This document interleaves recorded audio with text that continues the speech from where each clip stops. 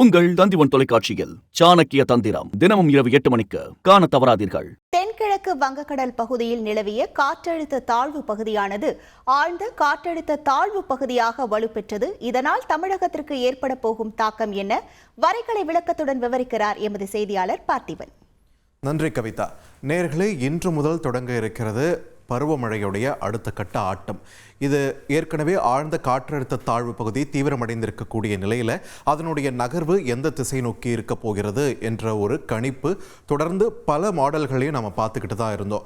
ஒவ்வொரு கணிப்பும் ஒவ்வொரு மாதிரியான நகர்வை நமக்கு காட்டிக்கிட்டு இருந்தது.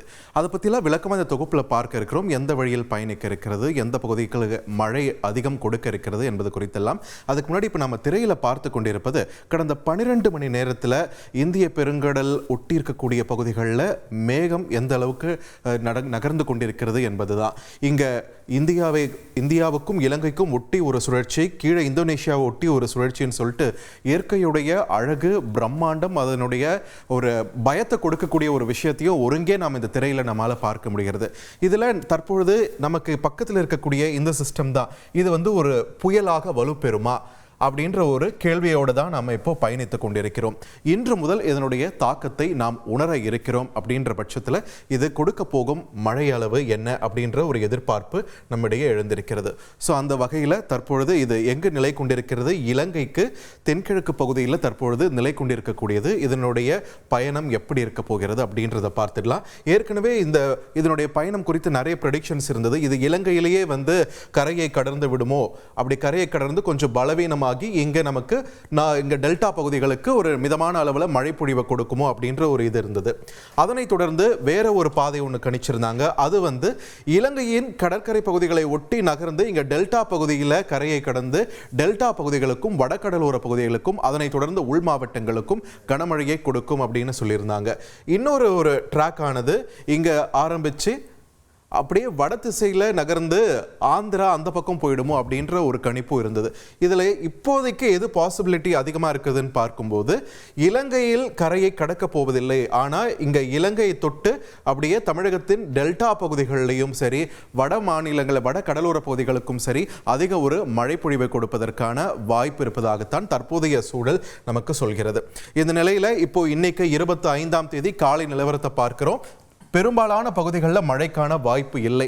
தென் தமிழகத்தின் கன்னியாகுமரி, திருநெல்வேலி, தூத்துக்குடி இந்த 3 மாவட்டங்களில் மட்டும் சில இடங்களில் லேசான அளவில் மழை பெய்வதற்கு வாய்ப்பு இருக்கிறது இன்று காலை நிலவரத்தை பொறுத்த வரைக்கும்.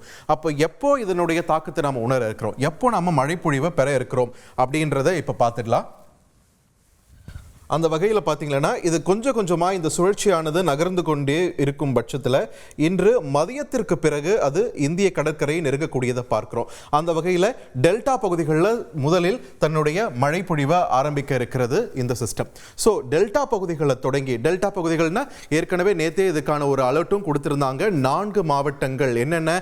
மயிலாடுதுறை, நாகப்பட்டினம், திருவாரூர், தஞ்சாவூர், இந்த 4 மாவட்டங்களும் காரைக்கால் பகுதியிலும் இன்று மிக கனமழைக்கான வாய்ப்பு இருக்கிறது அப்படின்ற ஒரு அலர்ட் ஏற்கனவே கொடுக்கப்பட்டிருக்கு. அதனைத் தொடர்ந்து அதனை ஒட்டியிருக்கக்கூடிய பிற மாவட்டங்கள், பிற கடலோர மாவட்டங்களையுமே கூட கனமழை பெய்வதற்கான வாய்ப்பு இருக்கிறது. ஸோ இன்று பிற்பகலுக்கு மேலே பார்த்தீங்கன்னா மழை கொஞ்சம் கொஞ்சமாக தீவிரம் எடுக்கக்கூடிய ஒரு சூழலை நம்ம பார்த்து கொண்டிருக்கிறோம். அதே நேரத்தில் இதனுடைய இந்த ட்ரெஜெக்டரியை நம்ம பார்க்க வேண்டியது இருக்கிறது.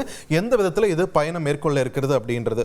ஸோ இலங்கையில் கரையை கடக்காமல் தொடர்ந்து இலங்கை கடற்கரை பகுதிகளிலே கரையை கடக்கும் போது ஏற்கனவே கொடுத்திருந்த அலர்ட் படி 26, 27 இந்த 2 தேதிகளிலுமே மழை பொழிவு தீவிரமடைய இருக்கிறது தமிழகத்தில். அந்த வகையில் பாருங்க, 26ஆம் தேதி சராசரியாக நண்பகல் நேரத்தை பார்க்கிறோம். எந்த அளவுக்கு டெல்டா பகுதிகள் அதனை ஒட்டிய வடகடலோர பகுதிகளில் மழை தீவிரமாக வாய்ப்பு இருக்கிறது அப்படின்றத நம்மால பார்க்க முடிகிறது. இந்த 26ஆம் தேதி தொடங்கி அந்த மழை கொஞ்சம் கொஞ்சமாக எந்த அளவுக்கு தீவிரமாகுது அப்படின்றத நம்மால திரையில பார்க்க முடிகிறது. 26ஆம் தேதி இரவு முதலே சென்னை வரைக்குமே கூட இந்த மழையின் தீவிரம் அதிகரிக்க வாய்ப்பு இருக்கக்கூடிய ஒரு சூழலை நம்ம பார்க்கிறோம். ஸோ 27ஆம் தேதி இன்னுமே இன்டென்ஸ் ஆகி கடலோர பகுதிகள், கடலோர மாவட்டங்கள்னு இல்லாம உள் மாவட்டங்கள் வரைக்குமே கூட மழையானது தீவிரமாக வாய்ப்பு இருக்கிறது. ஸோ 26, 27 2 நாட்களுமே தமிழக கடலோர மாவட்டங்கள், அதனை ஒட்டிருக்கக்கூடிய உள் மாவட்டங்கள்ன்றதை தாண்டி உள்ள வட மாவட்டங்கள், கிருஷ்ணகிரி, தருமபுரி மாதிரியான மாவட்டங்கள், இங்க கொங்கு மண்டலம் வரைக்குமே கூட மழை பொழிவு மழைப்பொழிவு ஸ்ட்ரெச் ஆக வாய்ப்பு இருக்கக்கூடிய ஒரு சூழலை நம்மால பார்க்க முடிகிறது. அந்த வகையில் பார்த்தோம்னா இந்த வாரம் முழுக்கவே பாருங்க எந்த அளவுக்கு மழையானது தொடர்ந்து கொண்டே இருக்கிறதுன்றது. ஸோ இது எந்த இடத்துல தான் அப்போ கரையை கடக்க வாய்ப்பு இருக்கிறது அப்படின்றதை நம்ம கரஸ்பாண்டிங்காக நம்ம பார்த்துக்கிட்டே இருக்கோம். அந்த வகையில் பார்க்கும்போது படிப்படியாக இந்த வாரத்தின் இறுதியில் டெல்டா பகுதிகள் மழைப்பொழிவு குறைய, ஆனால் சென்னையில் மட்டும் தொடர்ந்து மழைப்பொழிவு இருக்கிறது. மிதமான அளவிலேயோ இல்லை அதிக கனமழை என்ற அளவிலேயோ கூட அந்த ரேஞ்ச், அந்த இன்டென்சிட்டி மாறுபடுது. ஆனால் அந்த மழைப்பொழிவானது இந்த வாரம் முழுக்க இருக்கிறத பார்க்கிறோம். ஸோ கரை எங்கே கிடக்குதுன்னு பார்த்தோம்னா சென்னைக்கும் புதுச்சேரிக்கும் இடையே தான் கரையை கடக்க வாய்ப்பு இருப்பதாக தற்போது ஐரோப்பிய மாடல் நமக்கு தெரிவிக்கக்கூடிய கருத்தாக இருக்கிறது. ஸோ இந்த நேரத்தில் நம்மிடையே வானிலை ஆர்வலர் செல்வகுமார் நம்முடன் இணைப்பில் இணைகிறார். செல்வகுமார், இணைப்பில் இணைந்தமைக்கு மிக்க நன்றி. மக்கள் இன்று ஆரம்பிக்க போகும் இந்த மழையை நினைச்சே அச்சப்படணுமா, இல்லை தங்களை தயார்படுத்திக்கணும் அப்படின்ற ஒரு நிலையில இருக்குமா? என்ன சூழல் செல்வகுமார்? கண்டிப்பாக வணக்கம் ஐயா. தற்பொழுது நிலநடுக்கோட்டு இந்திய பெருங்கடலில, அதாவது தெற்கு மத்திய வங்கக்கடல் மற்றும் நிலநடுக்கோட்டு இந்திய பெருங்கடல், இலங்கைக்கு தென்கிழக்கே நீடித்துக் கொண்டிருக்கூடிய இந்த நன்கமைந்த காற்றழுத்த தாழ்வு பகுதி இன்றைக்கு காற்றழுத்த தாழ்வு மண்டலமாக தீவிரமடைய போகிறது. இது தீவிரமடைந்து இலங்கை அருகே பயணிக்கக்கூடிய வலுவான வெப்ப நீரோட்டத்தை பிடித்துக் கொண்டு தமிழ்நாட்டின் கரைக்கு நெருக்கமாக வருவது கிட்டத்தட்ட உறுதியாகி இருக்கிறது. ஆகவே இதன் காரணமாக மழைப்பொழிவு இன்றைக்கு டெல்டா மாவட்டங்கள்ல மதியத்திற்கு பிறகு, குறிப்பாக வேதாரண்யம், தலைஞாயிறு ஒன்றிய பகுதிகளில் முதல்ல மழைப்பொழிவை தொடக்கும். பிறகு அந்த மழைப்பொழிவு படிப்படியாக நாகப்பட்டினம் மாவட்டம் முழுவதும் தொடங்கி திருவாரூர் மாவட்டத்திலையும், காரைக்கால், மயிலாடுதுறை மாவட்டத்திலையும் தொடங்கும். அதே வேளையில தஞ்சாவூர், புதுக்கோட்டை மாவட்டத்திலும் இன்று இரவுக்குள் மழைப்பொழிவு தொடங்கிவிடும். இந்த மழைப்பொழிவு படிப்படியாக உள்ளே அதாவது திருச்சி வரைக்கும் நாளை காலையில முன்னேறிவிடும். அதே நேரத்தில் ராமநாதபுரம் முதல் சென்னை உள்ளிட்ட, அதாவது விழுப்புரம் மாவட்டத்தை தாண்டி செங்கல்பட்டு மாவட்டம் வரைக்கும் நாளைய மழைப்பொழிவு காலையில முன்னேறிவிடும். நாளை இரவுக்குள் சென்னை வரைக்கும் மழைப்பொழிவு கிடைக்க தொடங்கிவிடும். அனைத்து உள் மாவட்டங்களுக்கும் நாளை இரவுக்குள் மழைப்பொழிவு முன்னேறிவிடும்.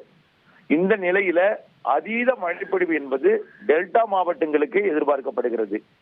குறிப்பாக கடலூர் மாவட்டம், அதாவது விழுப்புரம் மாவட்டம் மரக்காணம் முதல் ராமநாதபுரம் வரைக்கும் உள்ள, ராமநாதபுரம் மாவட்டத்திலிருந்து விழுப்புரம் மாவட்டம் வரைக்கும் இடைப்பட்ட பகுதியில் தான் முதற்கட்ட அதீத மழைப்பொழிவு தெரிகிறது. இந்த மழைப்பொழிவு நிகழ்வு நெருங்கி அதாவது கரையை அடைவதற்கே கிட்டத்தட்ட 4-5 நாட்கள் ஆகிவிடும். கரையை தொடுவதே 29ஆம் தேதி தான் தொடும் என்று எதிர்பார்க்கப்படுகிறது. அது கரை கடக்கும் நாள் 30ஆம் தேதியாக தெரிகிறது. ஆகவே இன்னும் 4-5 நாட்கள் இது கரையை நெருங்கி வரும் பொழுது படிப்படியாக மழைப்பொழிவு அதிகரித்துக் கொண்டே இருக்கும். கரையை கடக்கும் பொழுது இருக்கும் மழைப்பொழிவை காட்டிலும் கரையை தொட நெருங்கும் பொழுதுதான் மழைப்பொழிவு, இருகாற்று இணைவு எல்லாமே அதிகமாக தெரிகிறது. குறிப்பாக இந்த மழைப்பொழிவு உள்ளே அரியலூர், திருச்சி, நாமக்கல், சேலம், திருவண்ணாமலை, கள்ளக்குறிச்சி, உள்ளே ராணிப்பேட்டை, சென்னை வரைக்கும் இந்த மழைப்பொழிவு எட்டி பிடித்துக் கொடுக்கும் பொழுது டெல்டா முதலிடத்தையும் வடகடலோரம் 2ஆம் இடத்தையும் ராமநாதபுரம், புதுக்கோட்டை உள்ளிட்ட மாவட்டங்களும் நிறைய மழைப்பொழிவை பெற இருக்கிறது. திருச்சி, கரூர் மற்றும் திண்டுக்கல் மாவட்டம் வரைக்கும் இந்த மழைப்பொழிவு முன்னேறி கொடுக்கும் வேளையில அனைத்து மாவட்டங்களுக்கும் மழை கொடுக்கும்.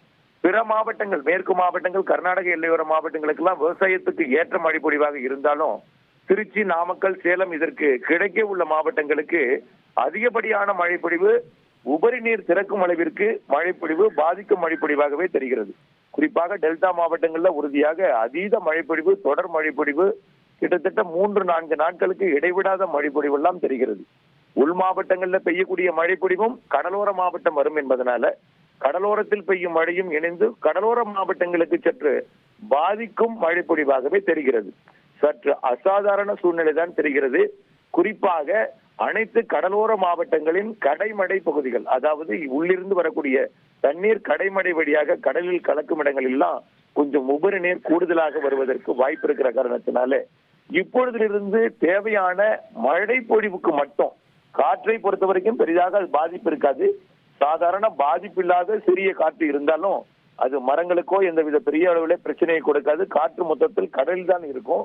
கரையேறும் பட்சத்தில் அது புயலாக மாறி கரையேறினால் கூட கரையேறும் முன் செயலிழந்துதான் கரையேறும் என்பதனால காற்று அச்சம் வேண்டாம். காற்று பற்றிய பீதியோ எதுவும் கொள்ளாமல் அதீத மழைப்பொழிவு, தொடர் மழைப்பொழிவு, தொடர் கனமழை பொழிவிற்கு மட்டும் தேவையான முன்னெச்சரிக்கையை மக்கள் எடுத்துக்கொள்ள வேண்டும் என்றுதான், வடிகால் வசதியை முதல்ல சரி செய்து கொள்ள வேண்டும். அது ஒன்றும் இருந்தால் மட்டுமே போதுமானதாக இப்பொழுது கருதுகிறேன். செல்வகுமார் சார், இப்போ நீங்கள் குறிப்பிட்ட மாதிரி இது கடற்கரை ஒட்டி பயணிக்கக்கூடிய நேரத்தில் தொடர்ந்து நல்ல ஒரு மழைப்பொழிவை கொடுக்கும் அப்படின்ற பட்சத்தில் எதனால இந்த தாமதமான ஒரு நகர்வை நாம பார்த்துக்கிட்டு இருக்கோம்?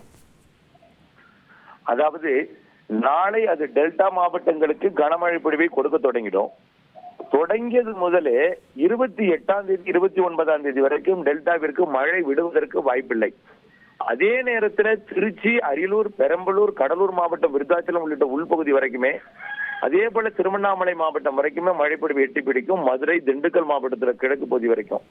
ஆகவே தொடர்ச்சியாக டெல்டாவில அதிக மழைப்பொழிவு, கனமழை பொழிவு, அதாவது விட்டு விட்டு மழை பொழிந்தால் கூட சில நேரம் சீரான ஒரு மிதமான மழைப்பொழிவோட மழை இருந்து கொண்டிருக்கும்.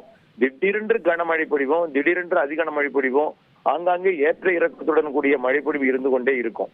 இந்த மழைப்பொழிவு தொடர்ந்து ஏற்கனவே பெய்த வேதாரண்யம் உள்ளிட்ட பகுதிகளில் பெய்திருக்கூடிய மழையை இன்னும் வடிந்த பாடில்லை. கடலும் சீற்றமாக இருக்கிறது.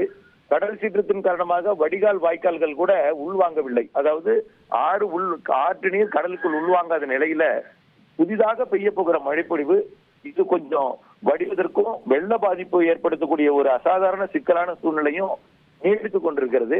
பொதுவாக தாழ்வான பகுதிகள் எப்படி எங்கே என்று அந்த மக்கள் அவர்கள் அதாவது குறிப்பாக 2008 நவம்பர் 24ஆம் தேதி கரை கடந்த நிஷா புயல் குணம் கொண்டது.